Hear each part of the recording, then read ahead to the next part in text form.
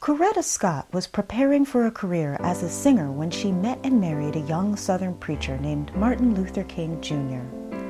As he rose to national prominence as a key figure in the blossoming civil rights movement, his wife was often at his side during marches and demonstrations. Coretta Scott King was also alone with 4 children to raise while her husband traveled for the cause of ending racial segregation in the American South.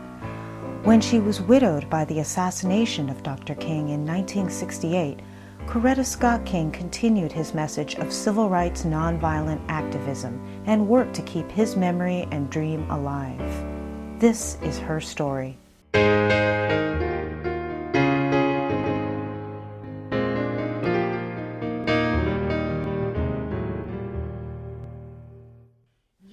Coretta Scott was born on a farm in 1927 in Heiberger, Alabama. From the start, it was a hard-working and unpredictable life in the segregated South during the Depression. Young Coretta and her brother and sister had to pick cotton on the farm to help the family make ends meet. Coretta also walked 5 miles a day to attend school as the white children rode the bus. Nevertheless, she was an intelligent and dedicated student, excelled in music, and played both the trumpet and piano. Coretta graduated from Lincoln High School as the class valedictorian in 1945. She followed her older sister to Antioch College in Ohio, where Edith Scott had been the first black student to enroll. At Antioch, Coretta Scott majored in music and education. She also took an active interest in the budding civil rights movement and joined the Antioch chapter of the NAACP and the college's Race Relations and Civil Liberties Committees. Upon graduation in 1951, she decided to pursue a career in music rather than teaching because, unlike white classmates, she was not allowed to student teach in public schools. A gifted classical singer and musician, Coretta received a scholarship to study violin and voice at the New England Conservatory of Music located in Boston, Massachusetts.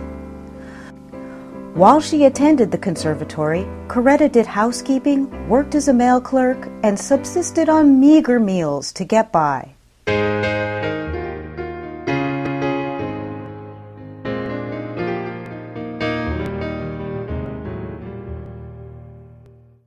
It was on a chilly winter afternoon in 1952 when Coretta received a phone call from a Boston University doctoral candidate who called himself M.L. King.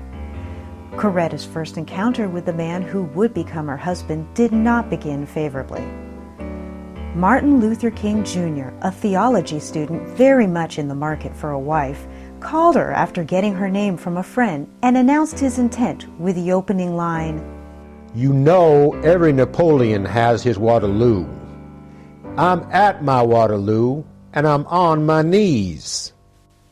Coretta Scott replied, "That's absurd. You don't even know me." He said he heard good things about me. Blah, blah, blah. He said I was his Waterloo, and he was on his knees begging to meet me. I called it intellectual jive. I figured lunch would be safe. Coretta agreed to meet the next day for lunch. In the cafeteria, she was at first unimpressed with Martin Luther King's lack of height. Her opinion quickly changed, however, as the young man's intelligence, conviction, and charm became apparent. Martin was looking for a wife appropriate for one of Atlanta's most prominent ministerial families, and he saw that in Coretta. He loved her long, natural hairstyle and flattered her with compliments.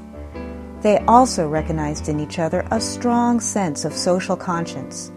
Before King left that day, he told her he was looking for a woman with character, intelligence, personality, and beauty. Coretta Scott fit the bill.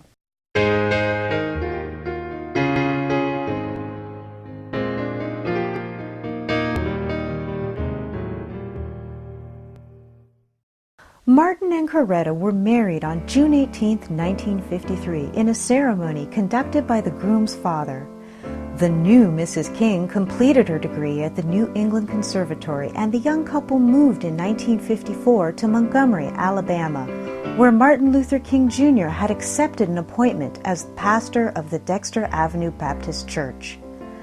The young couple could not have known that the direction of their lives would be dramatically altered in the year to come, as historic events in Montgomery triggered the modern civil rights movement.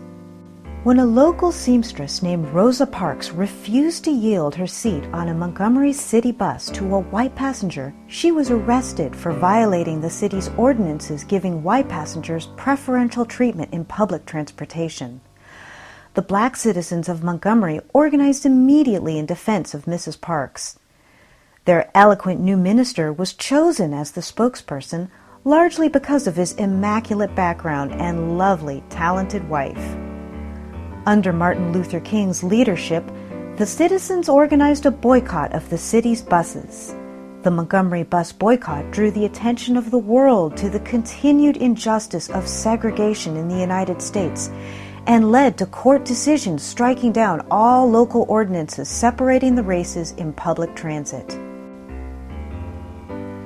Dr. King's eloquent advocacy of nonviolent civil disobedience soon made him the most recognizable face of the civil rights movement, and he was called on to lead marches in city after city with Coretta King at his side, inspiring the citizens, black and white, to defy the segregation laws.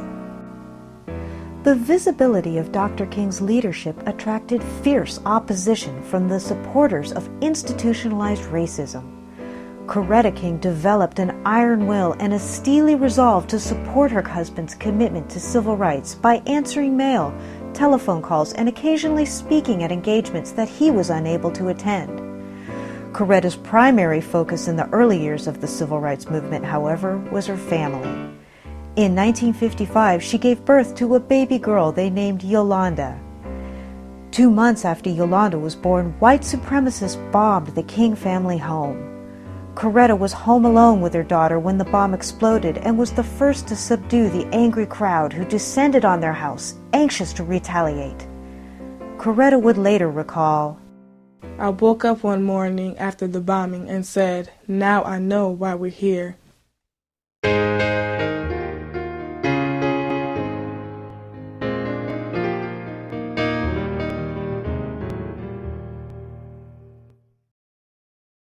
The Kings had 4 children in all: Yolanda Denise, Martin Luther III, Dexter Scott, and Bernice Albertine.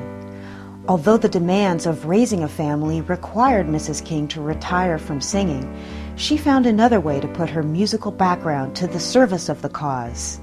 She conceived and performed a series of critically acclaimed freedom concerts, combining poetry, narration, and music to tell the story of the civil rights movement.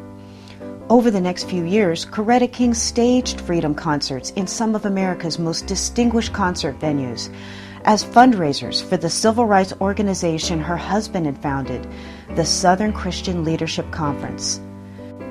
Dr. King's fame soon spread beyond the United States, and he was increasingly seen not only as a leader of the American civil rights movement, but as the symbol of an international struggle for human liberation from racism and other forms of oppression and discrimination. In 1957, Dr. King and Mrs. King traveled to Africa to celebrate the independence of Ghana. In 1959, King resigned as pastor of the Dexter Avenue Baptist Church to concentrate on his civil rights campaign full-time. They moved to Atlanta to direct the activities of the Southern Christian Leadership Conference. That year, Martin and Coretta also made a journey to India to honor the memory of Mahatma Gandhi, the inspiration of their philosophy of nonviolence. Dr. King's leadership of the movement for human rights was recognized on the international stage when he was awarded the Nobel Peace Prize in 1964. Mrs. King accompanied her husband when he traveled to Oslo, Norway to accept the prize. Coretta still often had to struggle to have her voice heard in the movement. Martin Luther King made it clear he expected her to tend to the home. When high-profile administrators visited the Kings, Coretta would serve the coffee and actively participate in the conversation. It was still a very traditional era, and she remained a traditional wife. Although she deferred to her husband in the public eye, she was less content to take the back seat when it came to matters of war and peace. Old friends were not surprised by Coretta's determination to have her voice heard. "She was always more of an activist than Martin," said one. Although people didn't realize it, the action part was always difficult for him. He wanted to preach and reason things out. Coretta wanted to march.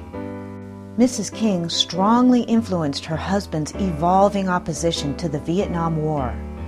In 1961, she attended a disarmament conference in Geneva, Switzerland, as a member of the group Women Strike for Peace.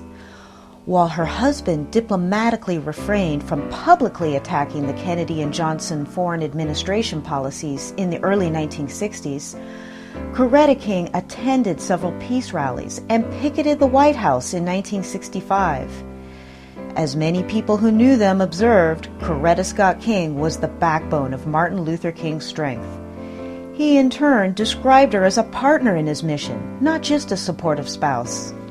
I wish I could say, to satisfy my masculine ego, that I led her down this path. But I must say we went down together, because she was as actively involved and concerned when we met as she is now.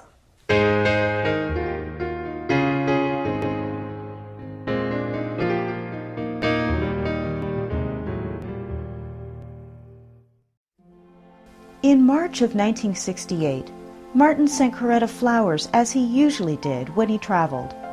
But something was different this time. Instead of fresh, they were made of silk. When Coretta asked him why, her husband told her he wanted her to have something she could keep. 3 weeks later, on the evening of April 4th, 1968, Coretta King had just returned from shopping with Yolanda for Easter dresses when a terrible phone call came from Jesse Jackson, who had accompanied Dr. King to Memphis to support a strike by sanitation workers. Martin had been shot on the balcony of a hotel, he told her, and she needed to go to Memphis immediately. By the time she arrived, her husband had died, killed by an assassin's bullet. Channeling her grief, Mrs. King concentrated her energies on fulfilling her husband's work. The day before her husband's funeral in Atlanta, she flew to Memphis to address the same striking workers he had come to assist. Coretta King led 50,000 marchers through the streets of Memphis and said to them, "I would challenge you today to see that his spirit never dies. We are going to continue his work to make all people truly free."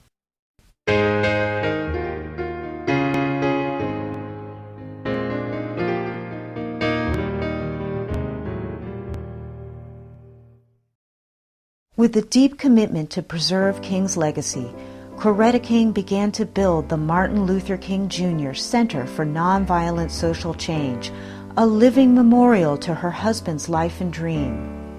Years of planning, fundraising, and lobbying lay ahead, but Mrs. King would not be deterred, nor did she neglect involvement in the causes he had championed. In stepping in for her husband after his death, Mrs. King at first used his words as much as possible, as if her goal were simply to maintain his presence, even in death. But soon, she developed her own language and began to champion causes unique to her. A month after her husband's death, Senator Robert F. Kennedy was assassinated in Los Angeles. He and Ethel Kennedy had attended Martin's funeral, and now the two widows consoled each other in Washington, D.C. Shortly after that, Mrs. King represented her husband at the Poor People's Campaign at the Lincoln Memorial. She spoke not only of his vision, but also of hers, one about gender as well as race, as she called upon American women to unite and form a solid block of women power to fight the three great evils of racism, poverty, and war. Coretta joined the board of directors of the National Organization of Women as well as the Southern Christian Leadership Conference, and became involved with a wide group of international human rights issues, rather than being focused primarily on race. In Coretta's view, this was completely in keeping with her late husband's vision. In 1969, Coretta wrote the book My Life with Martin Luther King and continued her work with the King Center, addressing social issues she believed caused violence, such as hunger, unemployment, voting rights, and racism. Throughout the 1970s and 1980s, Coretta King continued to speak publicly and write nationally syndicated columns. In 1983, she led an effort that brought more than 500,000 demonstrators to Washington, D.C. to commemorate the 20th anniversary of the 1963 March on Washington for Jobs and Freedom, where King delivered his famous I Have a Dream speech. As chairperson of the Martin Luther King Jr. Federal Holiday Commission, Coretta King led the successful campaign to establish Dr. King's birthday, January 15th, as a national holiday. By an act of Congress, the first national observance of the holiday took place in 1986. Mrs. King was invited by President Bill Clinton to witness the historic handshake between Prime Minister Yitzhak Rabin and Chairman Yasser Arafat at the signing of the Middle East Peace Accords in 1993. Mrs. King and 3 of her children were arrested in 1985 at the South African Embassy in Washington, D.C., for their protest against that country's apartheid system of racial segregation and disenfranchisement. 10 years after that, she accompanied Nelson Mandela in Johannesburg when he was sworn in as President of South Africa.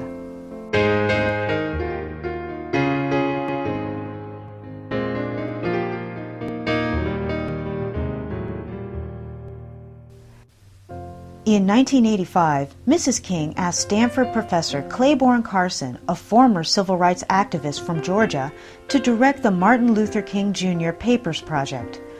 Originally initiated by the Martin Luther King Jr. Center for Nonviolent Social Change, the project became a cooperative venture of Stanford University, the King Center, and the King Estate. Currently part of the Martin Luther King Jr. Research and Education Institute, the King Papers Project's principal mission is to publish a definitive 14-volume edition of King's most significant correspondence, sermons, speeches, published writings, and unpublished manuscripts. The published volumes of the papers of Martin Luther King have already influenced scholarship and become essential reference works. The project also offers unique opportunities for students to become involved in its research through the King Fellowship Program.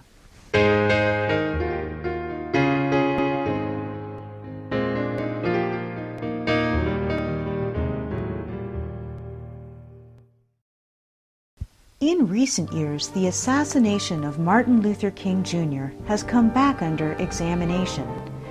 James Earl Ray, the convicted assassin, passed away in 1998, still serving his sentence but declaring his innocence. The King family began publicly expressing doubts that James Earl Ray acted alone. Coretta Scott King and her son Dexter King made an appeal to then Attorney General Janet Reno and President Bill Clinton for a national commission to investigate the assassination. When Reno granted a limited Justice Department review, Coretta King presented a collection of evidence of a multi-level conspiracy to assassinate her husband she had amassed through the years. After a 7-month investigation, a Memphis district attorney concluded that there was no reason to believe that Ray had not committed the crime, and he appeared to have acted alone. The King family, not satisfied with these findings, filed a suit against retired businessman Lloyd Jowers, who said he had been paid to plan the crime. In December 1999, a Tennessee jury extended the circle of responsibility for the assassination beyond the late James Earl Ray and found that the act was a conspiracy and had not been accomplished by a single killer. The King family received some criticism for their vigilance in this belief, and the event is still a matter of controversy.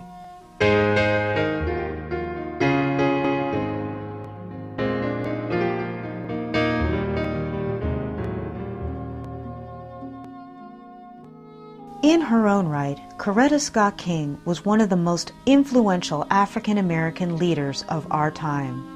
She received honorary degrees from over 60 colleges and universities, authored 3 books, and wrote a nationally syndicated column. Mrs. King helped found and served on dozens of organizations, including the Black Leadership Forum, the National Black Coalition for Voter Participation, and the Black Leadership Roundtable. After 27 years at the helm of the King Center, Coretta turned over leadership of the center to her son, Dexter Scott King, who served as chairman, president, and CEO until January 2004.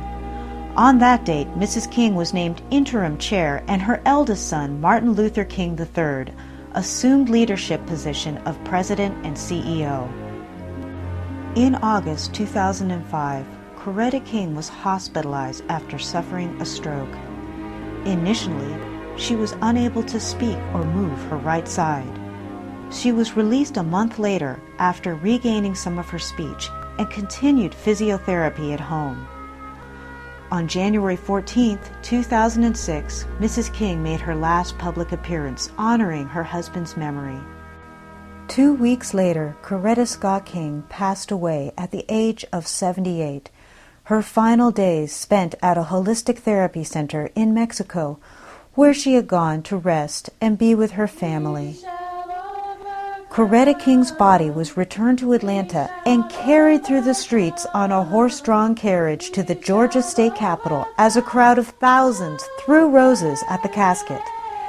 Mrs. King became the first woman and the first black person to lie in honor at the Capitol, once a site of segregation. A lone bagpiper played Amazing Grace as Governor Sonny Perdue and his wife escorted the casket into the State House, a sharp contrast to the official snub given to Martin Luther King Jr. nearly 40 years earlier by segregationist Governor Leslie Maddox. In all, more than 170,000 people paid their respects to the First Lady of the Civil Rights Movement as she lay in state. President George W. Bush opened his State of the Union address the night of January 31, 2006, by paying tribute to Coretta King. On February 6th, Bush issued a proclamation that flags were to be flown at half-staff throughout the day of King's interment, February 7th. At her funeral, Senator Edward Kennedy of Massachusetts recalled the telephone call from Coretta to his brother, President John Kennedy, asking for intervention because her husband had been jailed in Alabama on political charges.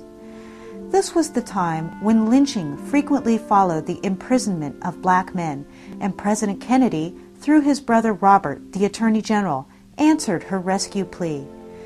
Presidents George W. Bush, Bill Clinton, George H.W. Bush, and Jimmy Carter attended the funeral at the New Birth Missionary Baptist Church, where youngest daughter Bernice King is a minister, continuing the family tradition. In 1968, when her father was assassinated, Bernice was 5 years old and photographed lying in her mother's lap during his funeral. Now she was there to eulogize her mother in front of a crowd of more than 14,000 that had gathered to remember and celebrate her life. At the age of 78, Coretta Scott King's role as keeper of her husband's flame had come to an end, and her own flame will be remembered in history.